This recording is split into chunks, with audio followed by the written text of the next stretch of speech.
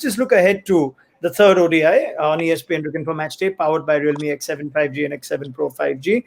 The series is nicely level at 1-1.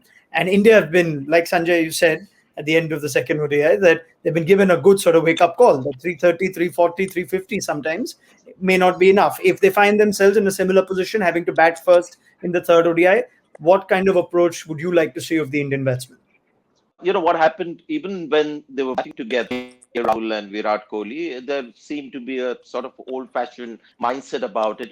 Clearly, KL Rahul also wanted to get a score, so him getting 100 was very important in the way he reacted after getting that 100 proof that he wanted to play a long innings, and somewhere maybe not enough risks were taken. That is a very important point to be noted from this game, that there was one bowler who bowled 10 overs, 47 runs, and I don't think there was one attempt at trying to go after Moeen Ali. It wasn't a case of them trying to go after Moeen Ali and then him bowling so brilliantly that he contained the batsman for just 47 runs. So India will have to change their attitude if they're going to have a little chink in their bowling.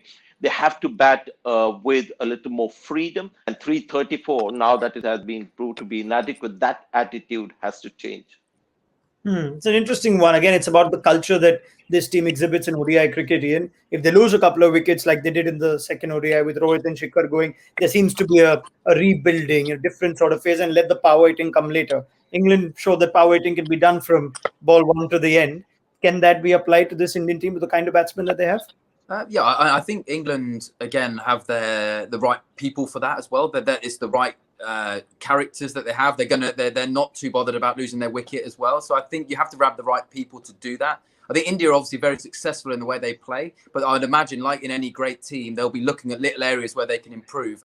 England have been outstanding. One area they've been brilliant with the ball. First 10 overs, they've been excellent. They've got a lot of swing today.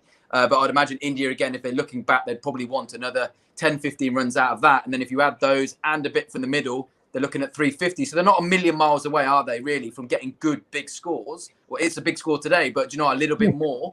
But there's definitely an area where the game's going. England have moved the game forward, haven't they, with just pure power. And maybe India will look at certain areas to improve. What about England's concerns with their death bowling, though? Would you see Mark Wood coming back for the third ODI, Ian?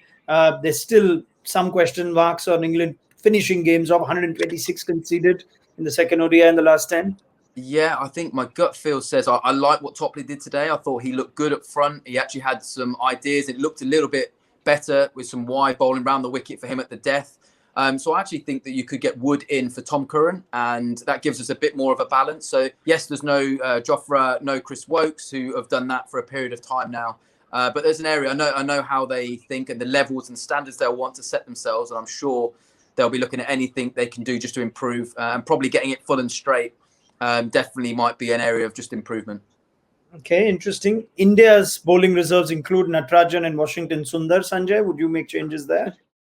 Chahal is likely to play because Kuldeep Yadav, whether they'll risk him again, after the performance today, because he bowled well. He bowled as well as he could, and if the pitch continues to be the same, they might have to make that change. Prasidh Krishna has decent figures, but I still feel he's a work in progress.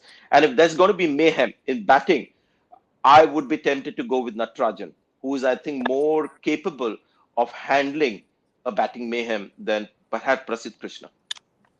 All right, that's pretty much a wrap. This series is nicely set up. So let's wait till the decider actually plays out. We'll see if Virat Kohli continues to want to bat first if he wins the toss. He hasn't won tosses in this ODI series, but he has said he may want to bat. Sanjay is already nodding his head. And maybe tonight we'll change that for the Indian captain. We'll figure that out. Thank you very much to Ian Bell and Sanjay Manjrekar.